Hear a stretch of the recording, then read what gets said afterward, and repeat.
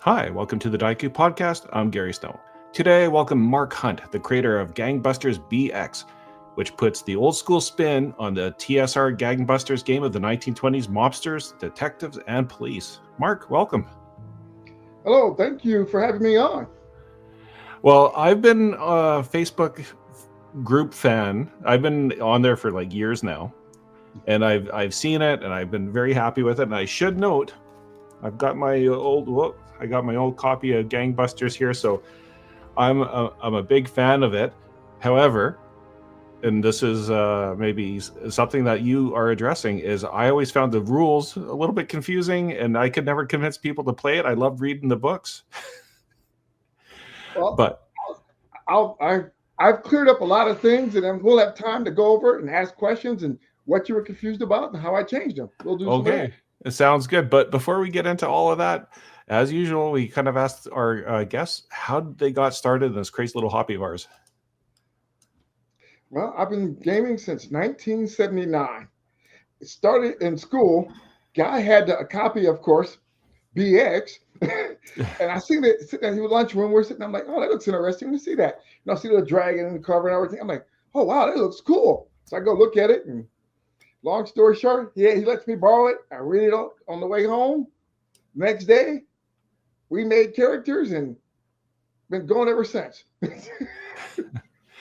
And so, what fascinated you about that? As far as like you're younger, you're seeing dragons. Like, what kind of made you immediately kind of drawn to it? I always liked, Prince Charming. I like the old fights, like Prince Valiant comics. Always like, high fantasy, all the different adventures and stuff. And I'm like, oh, this is kind of cool. So everything was like the typical boyhood dream of let's go out in the woods and, slay dragons and have a good time. And that was it on paper. It came to real life. So it just resonated and it just worked from there. And then, how did Gangbusters become part of your life? Did you play like lots of different other games besides Dungeons and Dragons? And when did Gangbusters come into it? I've played just about every game since 1979 till to now. I could play hundreds of games we played. If it was available, we got it. We would take turns buying games, different stuff.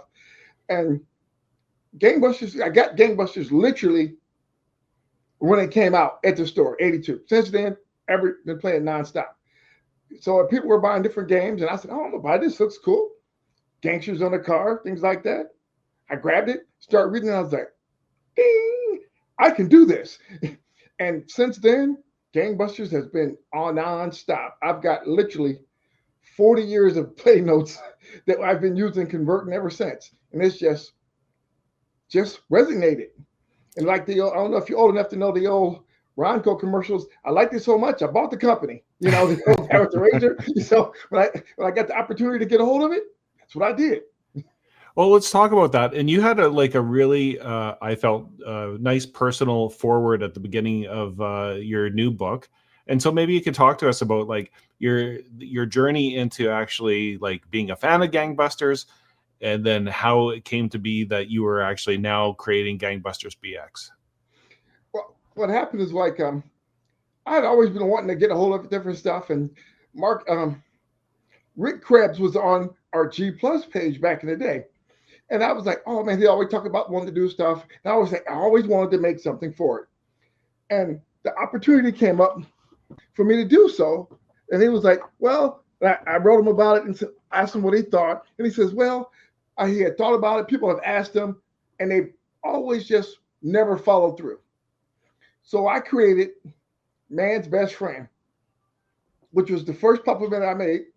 And I put it out, and he looked at it and he was like, oh, wow, it's great. Then we worked the deal back and forth. And basically, I can't, I always said, he liked the Gangbusters the way it is, the TSR version, and great. I can make supplements for it, which I have over time, and for the original versions of it. But I couldn't reproduce the book, the original core. He didn't want me to do that. But a clone and different things like that, he said, I'm great with it. So we worked out a deal, and I got the trademark and everything, and I got all that in my possession. And I was like, all right, what I want to do? Well, I love BX. So I did that. And then I've been toying. That's why I've been just making stuff for the original OG Gangbusters for years and going all back and forth. And then I ended up with non-Hodgkin's lymphoma. I was going through cancer treatment, things like that, and I said, you know what? Chemo had me down to nothing. So I was like, if I'm going to do this, I'm going to do this now. I don't know if I'm going to make it through this, but I said, you know what? I'm just going to do it. I always said I was going to do it. No better time like now. And I took my time. Some days I only could write one word. I could only type a little bit at a time. And I did the best I could do while going through chemo and barely living. And I walked through it, got it done, and it's been going great. Everyone's been off like that Gangbusters. The reception has been absolutely staggering. People just love it, things like that. And I had a few hiccups here and there. It was kind of interesting at first. People were like, oh, you're still in Gangbusters. That's not yours. You can't do this. And it was just weird that all these people were the great defenders. Instead of trying to find out what was going on, they automatically was, you stole this and you're doing this and you're not allowed to do this. And I'm calling Wizards of the Coast on you and all this stuff. And I'm like, well, if you would have just asked me, I could have just showed you all the paperwork and you'd have been fine. But instead of you just being a defender of something you don't know what you're talking about. So long story short, that played itself out within like 72 hours. How I went down on Drive-Thru RPG and the lawyers from those guys and basically said, oh, no, we got no right to this. You're 100% legit. And I'm like, I knew I was. But that cleared up. And they've been going ever since. I've been making modules and books and support material for the original game, the new stuff. And now we got the second edition of Gangbusters coming up. And so far, everyone's been really, really, really supportive. Well, I'm happy that you're still with us and that the cancer is regressed and you're looking healthy and happy, and so that's awesome. And then as far as like the original BX goes, and like, can you talk to the timeline from like when you were in the hospital to like when first edition came out, and then like now second edition, and kind of the evolution of the game? And I'll note to everybody the way to the website and the social media and everything, it's going to be in the description and the show notes, so you can check it out yourself and buy a copy. But so Mark, just kind of back us up from that moment, like how did it progress over the years? Okay, what I originally was sure, I said, okay, I want to figure out if I can do a modern version of BX. So I wasn't quite sure how I was going to work it out. So what I did, I created Tall Tales, a Western first in BX. And I did that in Word, laid the whole book out in Microsoft Word. Now, if you ever tried laying out a book in Microsoft Word, you'll know how hard that is. So I did all that, got everything out. And the reception was like, because I had to do different things because there wasn't any armor and no different layers. So I had to figure out how to make all those things work while keeping it true to the original rules. So I worked all that out and people loved it. So I said, okay, I'm going to go ahead. And now I'm going to do BX Gangbusters. 64 pages, cover all the rules I need to cover, and put it all there in a format that it's literally the original BX. You can literally take BX, any monster, any creature, any situation, any module, and play with the characters and Gangbusters and run it right through. You didn't got to change nothing. Dice rolls work the same, skills work the same, everything 100% matches. So I did all that, and I put that out, because I had to do little things different because there's still no armor. So I had to figure out how I'm going to cover armor and different armor classes, things like that. So I said, I watched a lot of old James Cagney movies and different stuff. Like, what's one thing that all gangsters during that time had in common? They all were sharp. They all had hats and suits and ties. And so the sharper they were, the more up the food chain they got, how hard it was and how often was they're getting knocked out around and things like that. So I figured I will use your fashion and style to represent your armor class. Because armor class is not really armor. It's just how hard is you to hit. And your suaveness and your debonair, how you carry yourself and respect for the enemy had for you. They were all like awestruck. Like, that's the Don. Don't shoot him. So that worked. So that's why I translated that. And I made that work that way. I did love that when I was reading through that. I thought that's kind of fun. And as you can see by my hat here, and it's funny, I was like looking, I used to have vests and a suit, and I was going to drag it out. There you go. the zoot suit. Keep mine handy too. um, so I thought that was like super clever and kind of just a fun way to kind of add to the environment. And going back to my misunderstanding, like I said, I always had these games and I looked through them, but as my little kid, 11-year-old brain, I was just like maybe not there. But it was a percentile game originally, Yes. correct? And Yes. so for folks that are like D&D kind of focused, this is going to be an easy fix for them to kind of come in and kind of learn how to play the game because they've been playing D&D for however many years, right? Right. It's like a perfect fit. Like, your stats, your strength, your dexterity, intelligence, wisdom, constitution, transfers right over. But I did change the saving throws because, there's no fireballs and things like that. So I had to change them to like, your moxie, your dexterity, your observation, and your driving. So I made them relevant to the Nor type genre. So it fit. And when you were growing up, did you love the old, like, the Untouchables? And did you Oh, of watch course. like Perry Mason and all that kind of stuff? Oh, that was my, bread and butter. I watched all that, did that. And then, then I did that, joined the Air Force. I was a cop in the Air Force and got out, was the deputy sheriff. And I got out from there and been doing it ever since. So done with that. Now I write books about this type of environment. I love old Westerns. Westerns, we love tons of Westerns. That's why I did that one first. Yeah. Then I said, you know what? Let's take that and Westerns and gangsters. That was what we watched. So why not, do what we love? And it was so easy because I don't have to explain to people this is a fairy and the dragon looks like. If I say grab this machine gun, it's Tommy gun, and then hopped in his Duesenberg and head down the street, you know what I'm talking about. You right away. Everyone's seen the Untouchables, or the guy got a Chicago typewriter out and he's going to town. You understand it.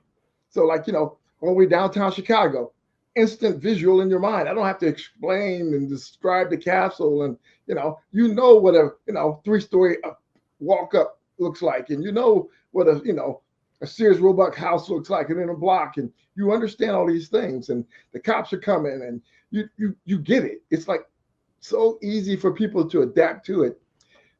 The biggest thing that was the rules were in the way, so I tried to figure out a way to remove the rules and made them disappear so you could play the game better. And that's what, because it was a different percentiles from D&D. So people had to go, oh, I had to change this, different stuff. The skills didn't work the same. The stats didn't match. So this way, everything collates together and flows in a more cohesive manner.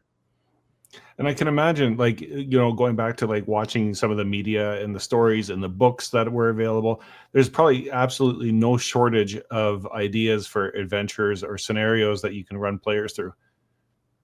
Yeah. I mean, just think about it. I mean, you can even just watch the Rockford Files and pull up a, episode. We're going to run that, or Kojak, or the Mod Squad. You can just take any of those episodes and just run it.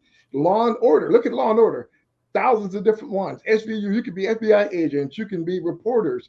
You can be, there's so many versions of ways to do it.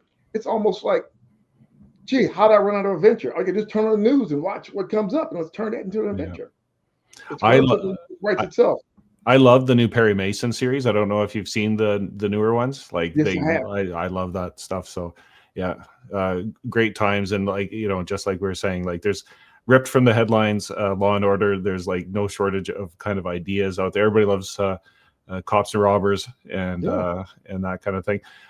As far as now, your relationship with Wizard Tower Games and like the second edition, how did that kind of come to be? And then obviously you went from 64 pages up to, I think it's like 186 in the version 2, and growing. Like it's about 200 pages. Yeah. Every time I turn around on the Facebook group, you're like slamming more pages into it. So, well, can you verify this or change this? I'm like, got it. If I can either clarify a little bit, I make it a little better for everybody. Yeah. So it went from 64 because I wanted to do, basic expert. So this is basically the expert version of everything all at once. So I wanted to put in everything you needed or what you might need to play the game. So like I doubled the character classes and added more weapons and more skills and more abilities and more details. Everything's like right there in the core book. Then I added the Hustler's Guide to Rock Junction, which is the setting. That's like another 100 and some, almost 200 pages right there in itself. Just the city and dozens of NPCs and locations. And you could probably play between those two next 20, 30 years with all the leads ins on that. And then there's the police book. That's another 100 and some odd pages. It just coming up. You haven't got that out. The Fifth Precinct, how to be a cop, talks about all that in its own little neighborhood, and how to set up all that. That's in there. Then I got like I got a monster adversary guide, 100 new NPCs, and each one's got like a dozen different ways to use them. That's coming up soon. And then we got the 1980s version. I got that. That's probably going to come out next year. I'm going to wait and do that next year. So you can play Miami Vice and all things like that during the 80s, you know. And we also have the Mob versus Monsters. The horror version. This is not Cthulhu. There's no Cthulhu in this at all. I got something that will you be like, I didn't think of that. It's just Cthulhu's like, yeah, if you have to rely on Cthulhu, you're not thinking hard enough. Trust me, I got some stuff for you. Well, that's fun because I've said on my channel before I love 1920s, 1930s kind of stuff, but I've never been a big fan of Cthulhu mythos. Like to me, like I like it to be a little bit more street level, where it's like a little bit more like X-Files or like monster-y kind of thing, but not like cosmic horror or anything like that. I like real monsters. It's more like Kolchak, the Night Stalker. Okay, yeah, right on. And the horror is based around making deals. Yeah. You know, make your offers you can't refuse, you know. And it's like protection, you know, protection money, the mob, and making deals and offers and things like that. And sooner or later, you're going to have to make a deal. That's like the mob. You're almost halfway there with the mobsters anyway. What's a little bit push? Well, so let's go through the books again. Let's talk about the Rock Junction, your setting. Like, so I can't remember. I think Gangbusters kind of like used Chicago, or I don't know if they have a fiction town. Used the Chicago, which was known as Lakefront City. Okay. So, okay, to put this on the map so everyone knows where it's at, Lakefront City is Chicago. Rock Junction, it would be Gary, Indiana. Okay. Outside the city, down the road a little bit. So you can go from Gary, hour and a half or so away, and you're in the big city, Chicago. So it's like, you know, right next, because I wanted what you could still play that because that's been done up there. I wanted my own city and I could change things how I want it. Yeah. Well, I'm going to go back eventually and probably do a box set for Lakefront City. Okay. So that's going to be, you know, that'll probably be a backer kid or Kickstarter. What's this going on? Something big, a lot of stuff with that. And I plan on working, again, here's the tip. Working with Mark Akers, the original writer for Gangbusters. Okay. How did that relationship develop? Just, he had been on the a fan. He'd been on the site, of course, you know, the TSR Facebook group, different stuff, and we just struck up a conversation, talked just like I did with Rick Krebs. You know, just struck a conversation, working, and as my dad always say, all you can't hurt to say ask. All you can do is say no. So I asked, "Hey, what are you doing?" He was like, "Yeah, I'll do that," and he was interested, you know. So we're gonna, you know, make that happen. He's gonna be writing some adventures for us and updating some old stuff and helping out where he can. So as far as I'm concerned, it's a win-win for us. Yeah, for sure. And then how much can you pull like from the old adventures and like bring them into the new, and like, and also I can rewrite 99.9% of it. Okay. I own the IP. Right on. The whole 9 yards. It's mine. Yeah. You look up, you go to the U.S. Postal Service trademarks and like that, you look me up, Gangbusters, you'll see me. You won't see nobody else but me. And the 40 years that you've been playing, how much of that went into Rock Junction? How much of that was in what was the city? I forget this. Lakeview City. Lakefront City. There we go. Lakefront City. Probably about 75 to 80%. Is that Rock Junction or like at Lakefront? Between the two, both. Okay. I pull from both areas, things like that. I had to leave out probably 65 different locations that's going to be introduced in different modules and different things, like as such as Joe's Diner. Yeah. The proverbial we meet at the tavern, you go to the diner instead. Yeah. And Joe's Diner is going to be its own. It's going to be like module one. And it's going to be, if you've seen it, it's going to probably be about a dozen different adventures that you can do out of this one location. It's more location based than theme monsters and things like that. It's like, for instance, if I design a building like a pool hall, then I'm going to have a pool hall who owns it, who runs it, the couple of houses, buildings around it. And I'm going to probably put all the NPCs going to have things that they're going to be doing.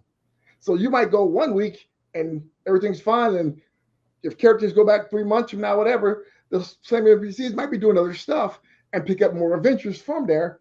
Well, the game master have to really do anything but just utilize what's written there. Just expand it. Oh, if it's first, second, third level, well, I'll make it fourth, fifth, sixth by giving them more hit dice and changing the monsters, background up a little bit for the adversaries. So all your stuff will be able to be usable no matter what level your character is. And then you also have, let's talk about some of the other stuff that you got cooking, the police book. Talk about that now. The fifth precinct, it takes place, it's in Rock Junction, and it's in its own separate ward known as the Iron Hook. The Iron Hook gets its name because it's a giant crane, like when you build a building. Yeah. It's built when they were building, some of the skyscrapers just broke down and it's just rusting.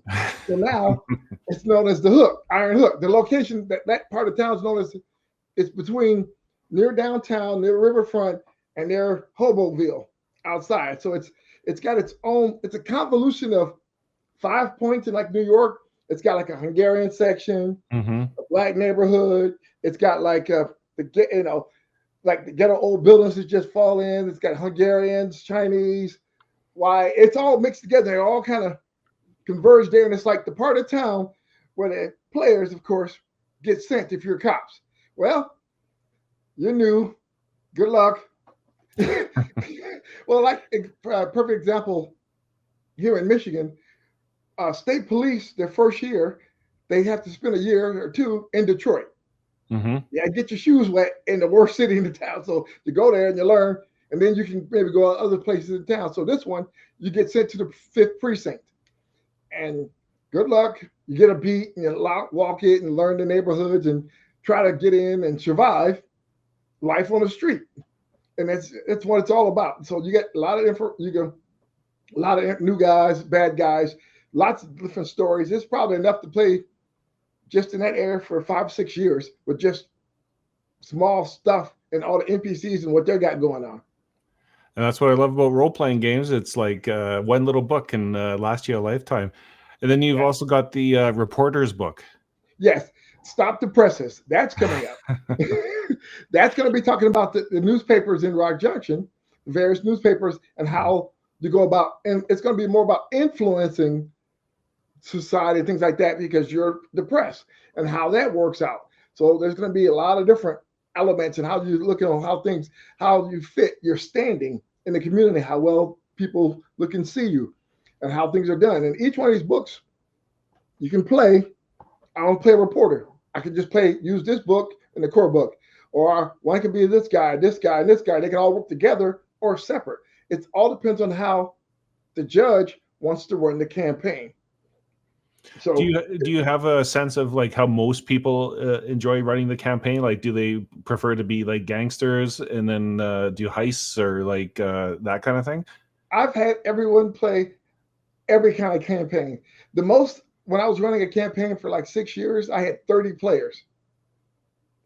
So I had like people at one time or in and out? At one time. Oh, wow. Yeah. So I'd have like 6 or 7 guys being crooks. I have 4 or 5 guys over here being reporters, guys over here being feds, guys being independents. And then we'd all play and get together and get things different ground. And then we would just run it.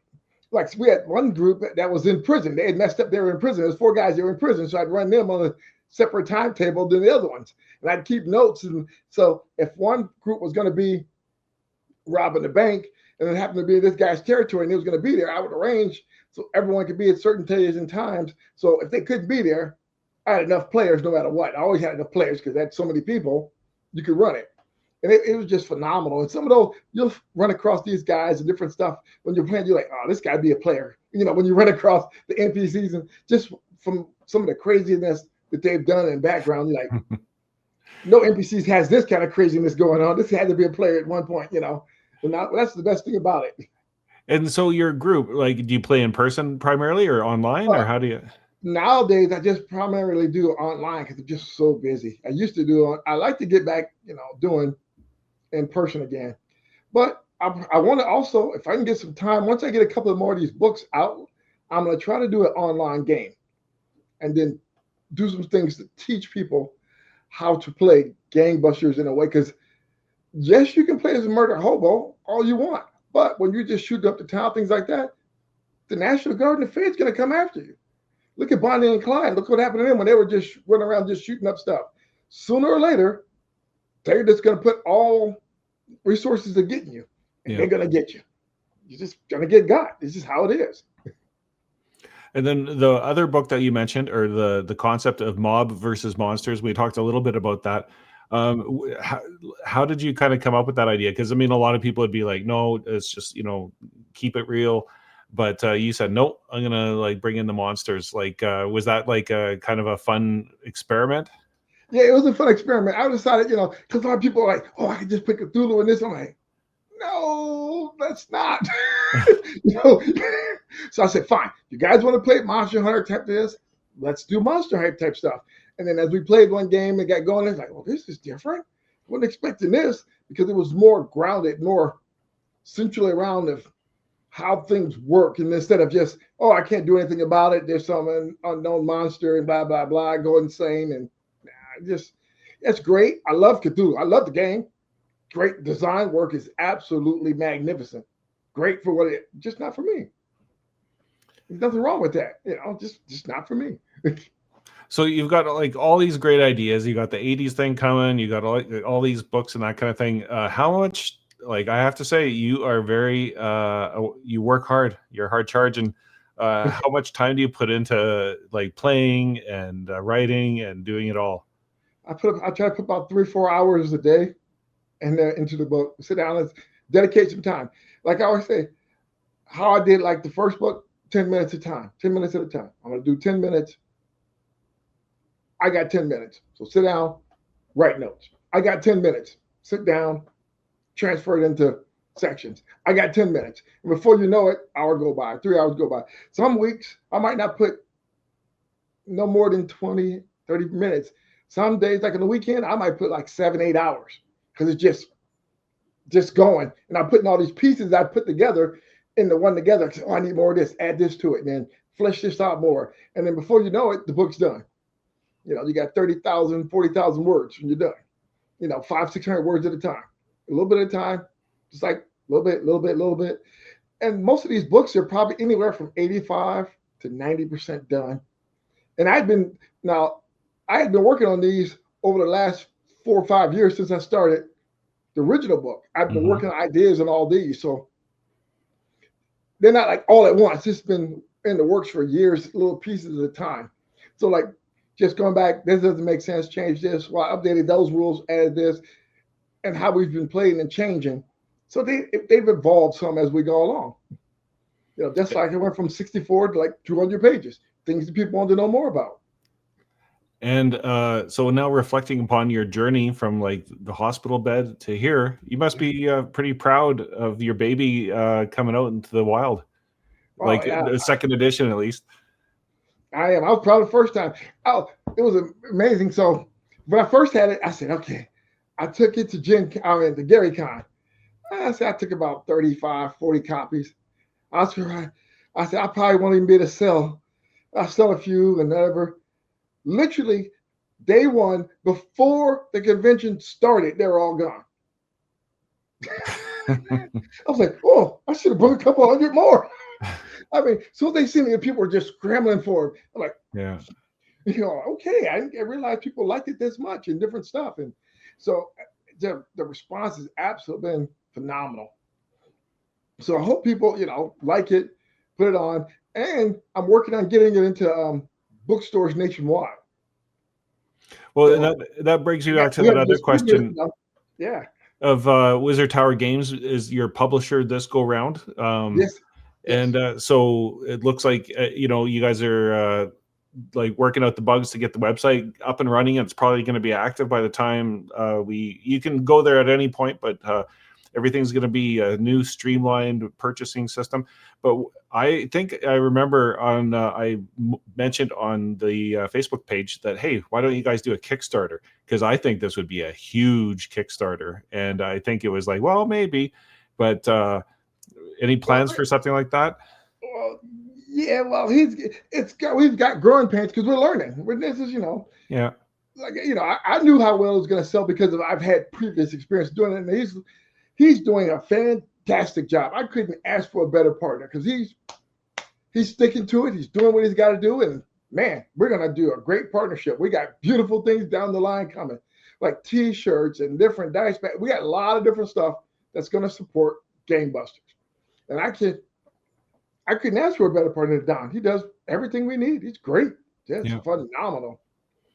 Easy to work with. We sit down, talk, work it out, hash it out, move forward. That's what I'm looking for. And that frees me up from having to spend time doing the back end, doing all that stuff. So I got to figure out how I'm going to do this and get this loaded.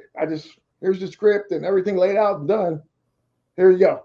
So he's got the printer and equipment to do all that and set up and distribute it, nationwide. So we're going to do all that's in play. And it's easier because, as they say, many hands make light work. Yeah. And we all work together, we can do well. And I think I heard that there's going to be like I don't know, a license, a third-party license for other creators to make adventures and that kind of thing for the game. Is that true? Yes, that's what we're working on also. So people can contribute. And if you want to do it, we can publish it and host it on our site. So if they go there, they know where to find it at. So you can work with us or you can publish it on your own. We want people to be able to make their own adventures if they like. But hopefully they'll find value in what I create and like, oh, he's got some good stuff here. And well, like you said, there to pick from. There's a lifetime of adventures already with probably what you've made. And but if people want to add more to it, just adds more flavor to it. And once again, I'll put the links to the show notes as far as all the places that you can buy it. But it's not on drive-through, so don't go looking on drive-through. This is just going to be on Wizard Tower Games website, so I'll have links to that. And then I can't help but ask you, Tall Tales, is that ever going to see the light of day, or are you going to be busy with Gangbusters for a few more years? I'll probably put Tall Tales up there. Yeah, I'll do that because I put it out there and we've done some testing for that. Yeah, I can put Tall Tales up. Yeah, well, I'm not forcing you to. You're busy. No, I got no problem putting it up. It's easy. Yeah, that's the easy part. Yeah. Well, Mark, I just got to say, I love your passion for the game. I can't wait to bring it to my own group and play it, and just love everything that you're doing in the community. And you can, if you join the Facebook group, you'll see there's a very active community surrounding this game. And so hopefully there's going to be a lot more to come from you. And congratulations and best of luck moving forward. Do you have any questions like mechanics or anything like that you're curious about? Well, no, I think you have streamlined the mechanics so well that, I mean, anybody that's played BX, I might have had questions about the old mechanics because I was always like, okay, 2 different percentages, and then you got to add them, and then you get to divide by 2, and then you round up, and all that kind of stuff. But you've made it a very simple game, and I love the saving throws, and I love the flair and the flavor for the dress and the armor class and that kind of thing. So I think more than anything, I can't wait to see more of the if I can call it vibes, like the all that kind of stuff that kind of comes with the game. Yeah, I'm making more maps. Maps are coming. Love maps. Oh, and miniatures. Miniatures are coming. We're gonna have a Gangbuster line of miniatures coming out too. Oh wow. Okay. Are they going to be like 3D printed at home, or are they actually going to be purchased? You can purchase them. Okay. So right now we're just gonna do. We're not going to do the files for you can print them on yet.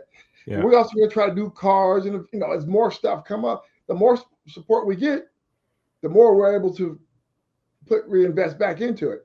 And it don't sound like a lot, but 2,000 or 3,000 people doesn't sound like a lot of people. It's not big for corporate, but for 2 or 3 guys making 2,000 or 3,000 copies a month every other month is pretty good. it adds up. It Yeah. frees me up to do more things. Well, like I said, I can't wait to see all the other the precinct, the fifth precinct, and the reporter's book, and the mobsters, Mob versus monsters. monsters. That's a tongue twister for me. I can't wait to see that all come to fruition, and I really think, like I said, if you're on Kickstarter, man, you're gonna like blow up. It's gonna be huge. So hopefully you get on there. Not that you're not struggling now, because people love the game. So anyways, Mark, thanks for coming on the show, and best of luck in this second edition. Thank you.